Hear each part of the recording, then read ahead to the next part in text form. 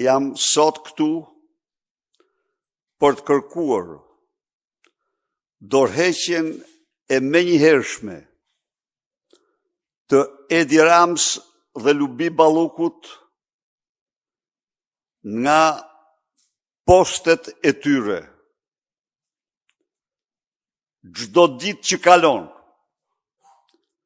po rrit në mënyrë eksponenciale zemrimin dhe revoltën tek qytetarët e Tiranës dhe qytetarët shqiptar. Po rrit vendosmërinë e tyre për t'i larguar me çdo çmim nga pushteti. Këta hajdut që te i kalojnë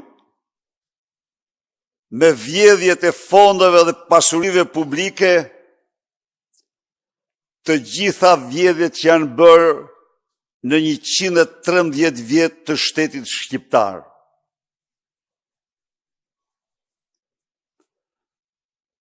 Bllokimi i drejtësisë nga Edi Rama,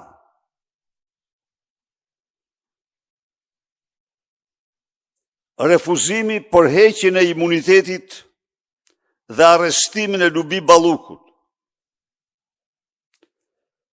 diktimi vendimit të gjykatës kushtetuese janë aktet më të rënda, më të paprecedent në historinë e një shteti.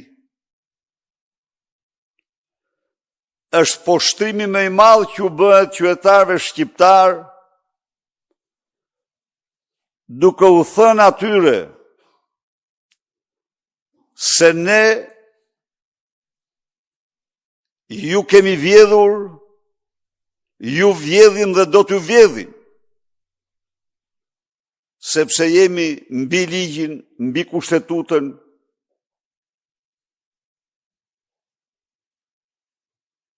dhe kjo përbën një poshtrim për çdo qytetar që beson në barazin para ligjit dhe ligjit, që beson kushtetutën dhe rendin kushtetues.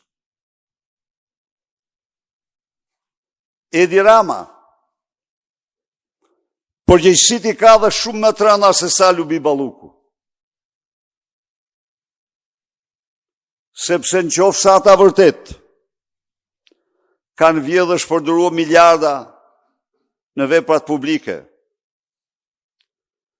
ndërmarrja kopshti privat i Edi Rams,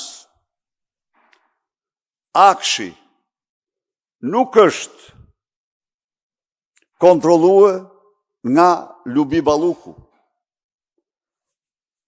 Akshi ka qenë ekskluzivitet total i familjes Rama.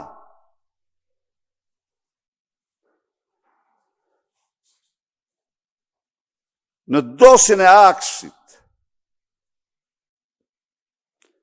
janë veprat më të shëmtuara në historinë e kombit, vjedhja e plot dhe totale e të gjitha të dhënave të sigurisë kombëtare dhe ato që kanë lidhje me aleancën e Shqipërisë që vinë nga Aleanca Atlantikut Veriut në Shqipëri.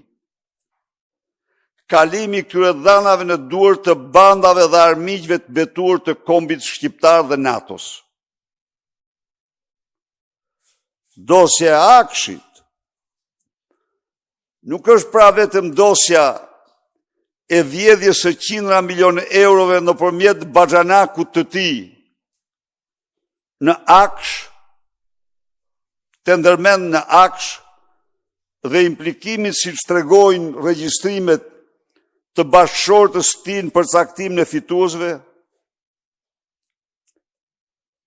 nuk është vetëm pegmarrjet, 3 pegmarrje, jo 2, 3 pegmarrje.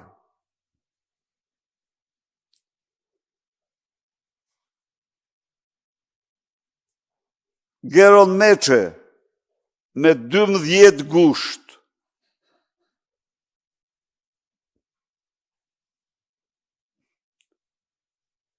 Daniel Shima një javë më vonë, dhe një tjetër biznismen i ri i marrë peng për shkak të lojrave të fatit, monopol ekskluziv dhe total në Tiranë i kartelit të drogës të Elbasan.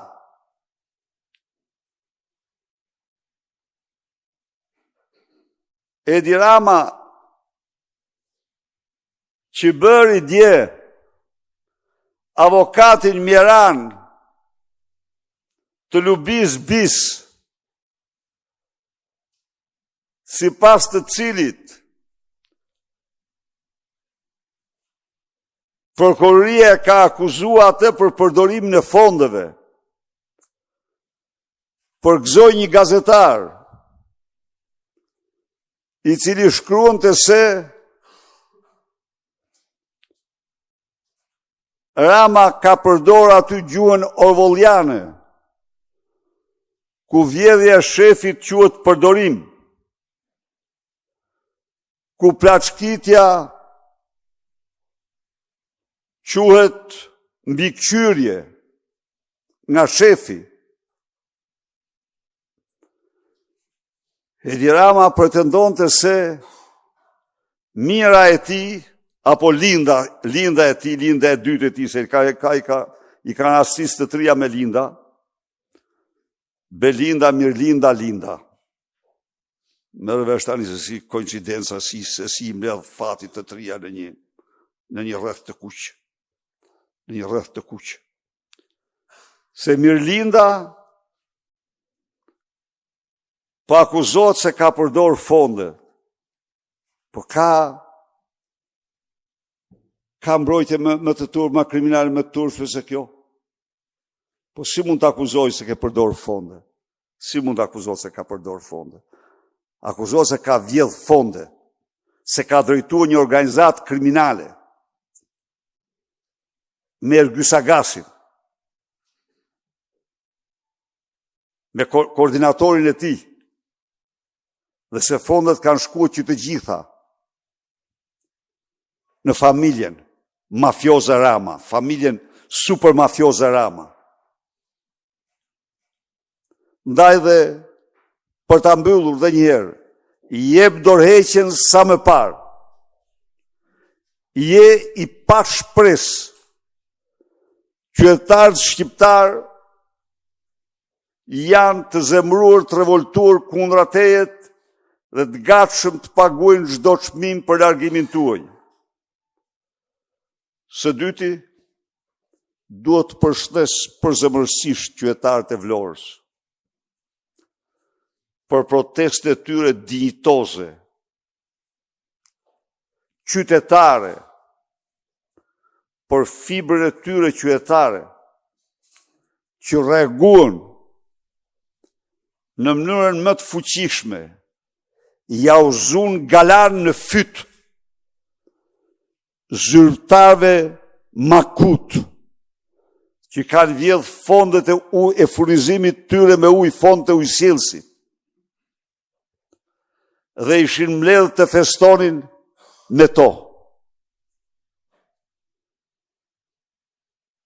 Qytetarë dhe qytetare, ju përjetoni pa drejtësitë më të mëdha. Protesta juaj kundër regjimit është shpëtimtare për ju dhe për Shqipërinë. Uji nuk mungon vetëm në Vlorë. Uji mungon në mbarë Shqipërinë. Arbitrariteti nuk ushtrohet vetëm në Vlorë. Arbitrariteti shtetëror ushtrohet në çdo skaj të këtij vendi. Për të shpëtuar duhet zëri juaj. Duhet angazhimi juaj qytetar. Të përzëm sa më pak të keqet madhe që i ka rënë në krye Shqipërisë. Partia Demokratike angazhohet, opozita angazhohet në betejën finale për largimin e organizacë kriminale nga pushteti, organizacë që kryesohet nga Edi Rama. Faleminderit. Zoti Berisha, apo shkon opozita në janar drejt skenarit të protestave të qëndrueshme me kërkesën e dorëheqjes së kryeministrit dhe krijimin e qeverisë teknike? Opozita do filloj protestat pa asnjë diskutim. Opozita po bën gjithçka për të qartësuar tek çdo qytetar se rruga e vetme është protesta e qëndrueshme. Se është koha sot më shumë se kur të vendosim për të marrë përsipër misionin ton të ri. Misionin e përmbysjes regjimit të narkoshtetit. Misioni cili përmbushet dhe do përmbushet. Sapo mira shqiptar të vendosin të dalin në shesh çdo ditë, të protestojnë kundër regjimit, të ndahen nga apatia, lodhja, mërzitja, zhgënjimi që i ka pushtuar. Bulevardi është sheshi fitores, është rruga e fitores. Asnjë prej tyre nuk duhet i thot vetes se sa jemi. Idealet nuk maten me numra. Forca e idealeve nuk matet nga numrat, por nga guximi. Dhe guximi i idealizmit është i pashtershëm dhe triumfues. Dhe unë kam besim të madh se kjo karabina e kalbur që po kundërmon erën më të keqe në Shqipëri dhe mbar Europën, do të marrë vendin që meriton. Zoti Berisha, për të mbetur te kjo çështje, duket se majoranca refuzon me çdo kusht mbledhjen e Këshillit të Mandateve, ka refuzuar çdo kërkesë të opozitës për mbledhjen e Këshillit të Mandateve për diskutimin fillimisht më pas heqjen e imunitetit të zonjës Belinda Balluku. Ju e keni cilësuar bllokimin që Rama sipas jush i bën drejtësisë si një provokim. Si do t'i përgjigjet opozita këtij provokimi dhe a janë protestat e vetmja zgjidhja? Faleminderit. Opozita mlodhi komisionin. Mbledhja e komisionit është plotësisht e ligjshme dhe për opozitën Lubi Balluku nuk ka më imunitet. E mban vetëm Edi Rama që nuk lejon arrestimin e saj. Opozita do i përgjigjet përsëri me rrugë ligjore, por dhe me protestat fuqishme. Ky është kombinimi ynë. 5 antar të Këshillit të Mandateve përbëjnë korumin e Këshillit. Vendimet e tij janë të ligjshme pa asnjë lloj komenti. De facto, Lubia nuk ka më imunitet.